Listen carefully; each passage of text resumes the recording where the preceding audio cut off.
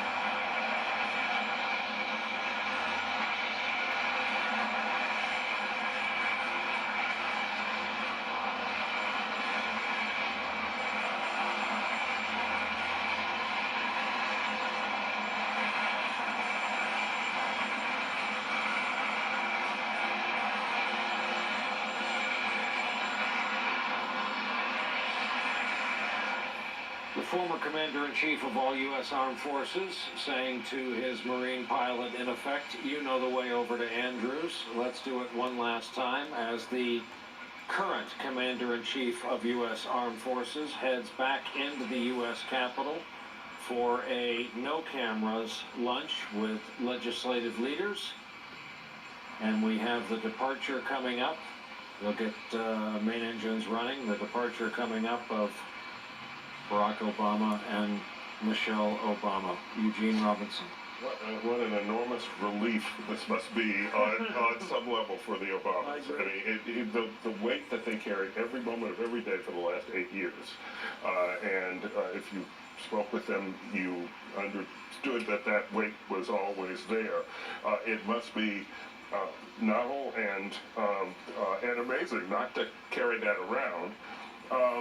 So it's a bittersweet moment for them, but also, you know, just a big sigh, I would think, tinged with sadness. I thought President Trump's speech was more substantive than I thought it would be, actually, and very sort of, he laid out what he's going to do.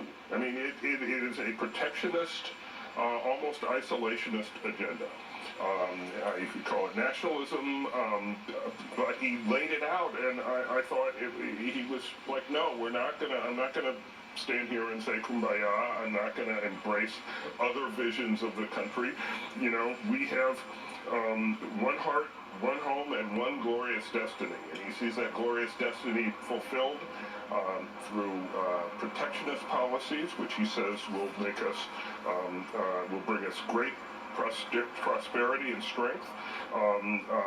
Pseudo-isolationist policies. We will defend our own borders and not other people's.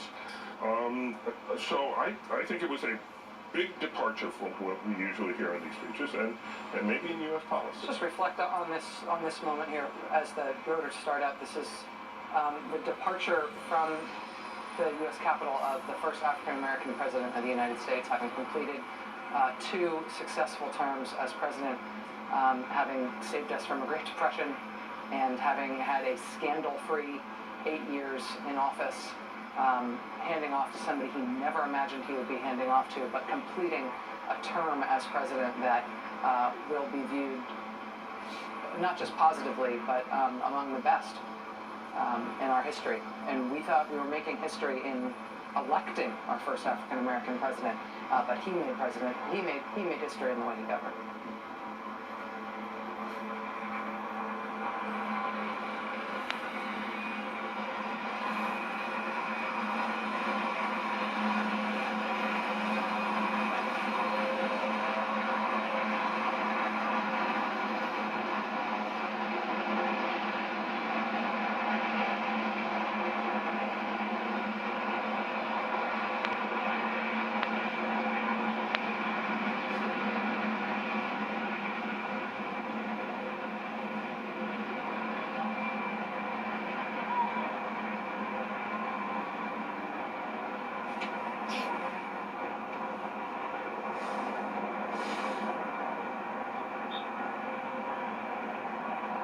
Matthews, it never gets old. Very few have gotten the view from the seats inside that Sikorsky helicopter. But this is part of the pageantry, part of the tradition. I remember taking off from the White House. It's quite a scene. You look at everything getting small below you, and to see the beautiful city, which was laid out by L'Enfant to be looked at, I think, from the air. It's a beautiful design city. And the relief, as someone said here, the relief on this guy's shoulders. Until a few moments ago, he was trying to think, what is Kim Jong-un up to today? That's right. Is he crazy enough to try something, drop a bomb in the middle of the Pacific, something I have to react to? And that would be, but I'm thinking, when he said today, America first, it was not just the racial, I shouldn't say racial, the Hitlerian background to it. But it was the message I kept thinking, what does Theresa May think of this morning when she picks up the papers and says, oh my God, what did he just say? He said America first. What happened to their special relationship? What if you're Putin? You're probably pounding the table saying, that's what I've been saying. Russia first. Russia first. This old bullying message to him. And I wonder, are people around the world are watching closely